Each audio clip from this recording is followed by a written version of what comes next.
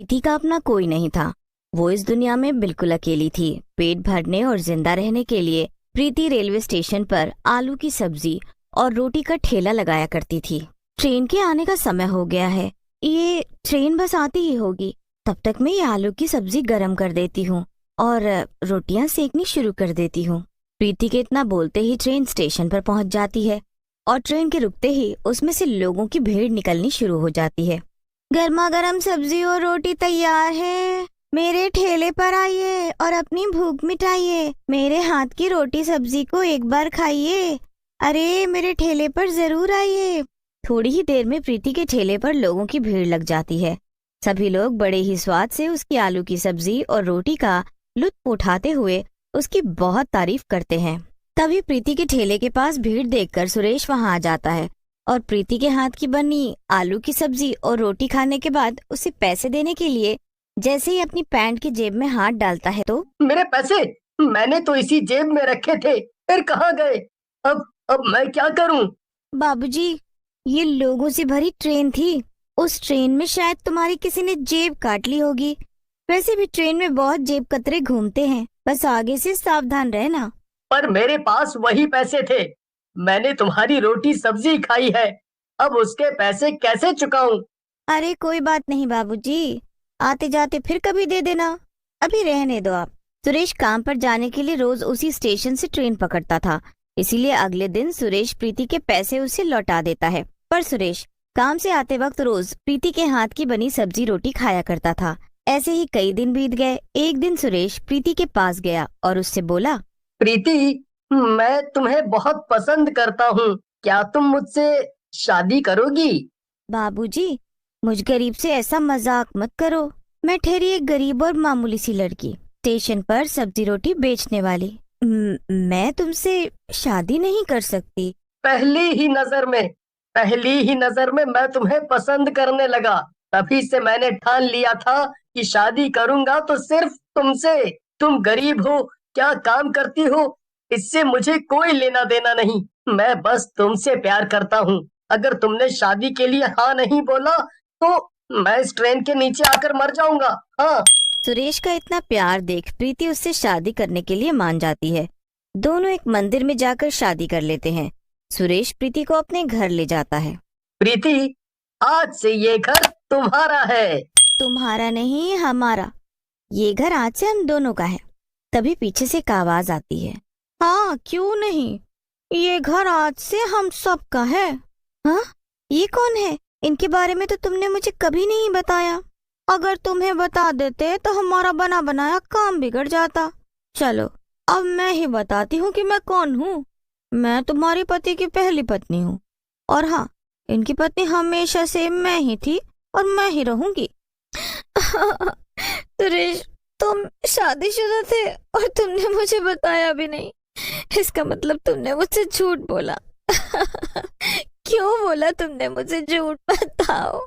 हमें इस शहर में आए हुए कुछ ही महीने हुए हैं, पर यहाँ घर का काम करने के लिए हमें कोई नौकरानी नहीं मिली, और जो भी मिली वो काम के बेहिसाब पैसे मांग रही है। मेरी इतनी कमाई नहीं कि मैं नौकरानी को इतने पैसे दे सकूं। एक दिन जब मैंने तुम्हारे हाथ की रोटी सब्जी खाई, तभी मेरे दिमाग में ये उपाय आया कि क्यों ना मैं तुमसे झूठी शादी कर लूं। काम के साथ साथ हमें अच्छा खाना खाने को भी मिलेगा। ये तुमने सही नहीं किया मुझ गरीब के साथ। हाय लगेगी मेरी तुम्हें। अच्छा ठीक है, अब ये सब गहने वहने उतारो और किचन में जाओ, बहुत बर्तन पड़े हैं धोने को। और हाँ, उसके बाद खाना भी बनाना है। जरा मैं भी चखूं तुम्हारे हाथ की बनाई हुई आलू की सब्जी और रोटी। बड़ी तारीफ सुनी है मैंने उसकी सुरेश से। प्रीति गरीब थी, चुपचाप सब सहने के अलावा उसके पास और कोई दूसरा रास्ता नहीं था। प्रीति पूरे दिन घर का काम करती रहती। ओ महारानी, जरा जल्दी जल्दी हाथ चलाओ, घर में और भी काम है। और हाँ, आज मेरे पैरों में बहुत दर्द हो रहा है, रात को जरा दबा देना। ठीक है दीदी, मैं तुम्हारी दीदी वीदी नहीं हूँ, मुझे मैडम बोलो मैडम। आज से मुझे मैडम ही बुलाना। पारुल प्रीति से दिन में तो दिन, रात में भी उसे काम बता देती। एक दिन बहुत ज्यादा काम करने से प्रीति को बहुत तेज, मैडम मेरी तबीयत कुछ ठीक नहीं लग रही, मुझे डॉक्टर के पास जाना है दवाई लेने। मुझे पता है ये सब तुम्हारा यहाँ से भागने का बहाना है, इसीलिए ये बीमारी का नाटक करना बंद करो और मुझे वो आलू की सब्जी और रोटी बनाकर खिलाओ।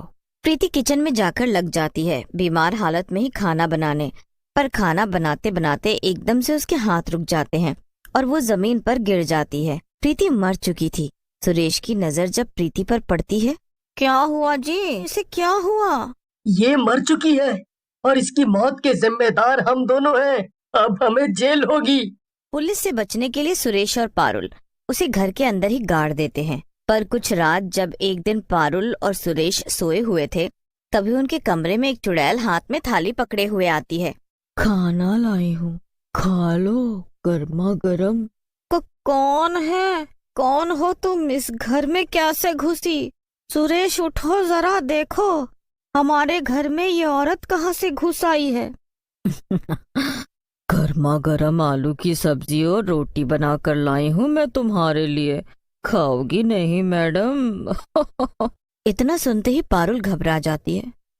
चुड़ैल, चुड़ैल, अरे चुड़ैल! क्या हुआ? क्यों चिल्ला रही हो? और कहाँ है चुड़ैल? देखो, यहाँ कोई चुड़ैल नहीं है। पर वो चुड़ैल थी। वो चुड़ैल बोल रही थी कि आलू की सब्जी और रोटी लाई हूँ तुम्हारे लिए। वो जरूर प्रीति थी। चुड़ैल बनकर वो हमसे बदला लेने आई है, हमें मारने आई है। चुड़ैल पारुल को डराकर गायब हो गई थी। उसके बाद बस थोड़ी ही देर में सुबह हो जाती है और पारुल अपने घर के काम में व्यस्त हो जाती है। सुरेश ऑफिस के लिए जैसे ही बाहर निकलता है, रास्ते में उसे एक औरत उसके सामने आकर खड़ी हो जाती है। उसने मुंह पर लंबा सा घूंघट ओढ़ा था और हाथ में एक थाली, जो दूसरी थाली से ढकी हुई थी ऊपर से। साहब, खाली पेट कभी घर से बाहर नहीं निकलना चाहिए। ये लो, मैं आपके लिए कुछ लाई हूँ, खा लो। मेरे रास्ते से हटो और मुझे जाने दो। वैसे ही मैं पहले से लेट हो गया हूँ। नहीं नहीं, मैं नहीं हटूंगी जब तक तुम मेरे हाथ की ये सब्जी रोटी नहीं खाओगे। वैसे भी तुम्हें मेरे हाथ की आलू की सब्जी और रोटी बहुत पसंद थी। औरत की ये बात सुनकर सुरेश फौरन उसका घूंघट उठाता है। उस घूंघट में एक औरत थी। चुड़ैल, देखो, मुझे जाने दो। मैंने कुछ नहीं किया। मैंने नहीं मारा तुम्हें। तभी एक आदमी उसे हिलाता हुआ बोलता है, अरे भाई, किसने किसको मारा? कौन चुड़ैल? यहाँ कोई चुड़ैल नहीं है। लगता है तुम्हारी तबीयत ठीक नहीं है। जाओ भाई, घर जाओ और किसी डॉक्टर को दिखाओ। इतना बोलकर वो आदमी वहाँ से चला जाता है। जब सुरेश उस थाली में रखा सामान देखता है तो चौंक जाता है। सुरेश उस थाली को नीचे गिराकर अपने ऑफिस भाग जाता है। ऑफिस में भी सुरेश डरा सहमा सा रहता है। लंच टाइम हो जाता है। ऑफिस के दोस्त सुरेश के पास आते हैं और साथ में लंच करने को कहते हैं उसे। सभी दोस्त मिलकर ढाबे पर पहुंचते हैं। सभी खाना ऑर्डर करते हैं और खाने में आलू की सब्जी और रोटी मांगते हैं। एक औरत सिर पर घूंघट ओढ़े, हाथ में रोटी सब्जी लिए वहां आकर खड़ी हो जाती है। मेरे हाथ की आलू की सब्जी और रोटी, जो एक बार खाए बार बार आए मेरे इस ढाबे पर। सुरेश फौरन उस औरत का घूंघट हटाता है। प्रीति अपने चुड़ैल के रूप में आ जाती है। सुरेश डर से पसीना पसीना हो जाता है और बेहोश होकर वहीं गिर जाता है। जब उसे होश आता है तो वो अपने घर होता है। वो प्रीति, वो चुड़ैल बनकर मुझे मारने आई थी। हर जगह मुझे वही दिखाई देती है। तभी बाहर से सुरेश के ऑफिस के सभी दोस्त अंदर आ जाते हैं। साथ में उनके पुलिस भी होती है। तुमने थोड़ी देर कर दी दोस्त। हमें तो यकीन ही नहीं हो रहा कि हमारा दोस्त ऐसा कर सकता है। मतलब क्या है तुम्हारा? मेरी कुछ समझ नहीं आ रहा कि तुम क्या कह रहे हो। और ये पुलिस यहाँ क्या कर रही है? जब तुम बेहोश हुए थे तब तुमने वो सारा राज खोल दिया, बेहोशी की हालत में जो तुमने किया। पुलिस पूरे घर को खोद डालती है पर उन्हें प्रीति की लाश कहीं नहीं मिलती। पर पुलिस लाश मिलने तक दोनों को हिरासत में ले लेती है और जेल में डाल देती है। जेल के अंदर दोनों पति पत्नी बंद बैठे थे। तभी बहुत भूख लगी होगी ना तुम दोनों को। लो, मैं तुम दोनों के लिए ये आलू की सब्जी और गर्मा गर्म रोटी लाई हूँ। चुड़ैल के डर से दोनों जल्दी जल्दी सारी रोटी सब्जी खा जाते हैं। खाना खाते ही दोनों अपना अपना गला पकड़ लेते हैं। थोड़ी ही देर में दोनों पति पत्नी दम तोड़ देते हैं।